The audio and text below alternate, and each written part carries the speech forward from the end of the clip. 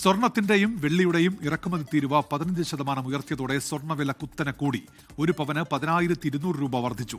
6% നിന്ന് ഇന്ത്യ 15% തീരുവ ഉയർത്തി. ഇന്ത്യ ഇറക്കുമതി തീരുവ വർദ്ധിപ്പിച്ചതോടെ റോക്കറ്റ് പോലെ കുതിച്ചുയർന്ന് സ്വർണ്ണവില. ഒരു പവന് 10,200 രൂപ വർദ്ധിച്ച് 1,23,120 രൂപയായി. ഗ്രാമിന് വില 15,390 രൂപയാണ്. വിദേശ നാണ്യ കരുതൽ ശേഖരത്തിന്റെ സമ്മർദ്ദം ലഘൂകരിക്കുന്നതിന്റെ ഭാഗമായാണ് തീരുവ 15% ഇന്ത്യ ഉയർത്തിയത്. രൂപയുടെ വിലയിടിവിനെ പ്രതിരോധിക്കാൻ തീരുമാനം സഹായിക്കുമെന്നാണ് വിലയിരുത്തൽ. എന്നാൽ കള്ളക്കടത്ത് വർദ്ധിക്കുന്നതിന് ഇടയാക്കുമെന്ന് Kerala gold and silver merchant association. വെള്ളി ഗ്രാമിന് 30 രൂപയും വർദ്ധിച്ചു. വരും ദിവസങ്ങളിലും സ്വർണ്ണവില ഉയരാനാണ് സാധ്യത. 24 കൊച്ചി.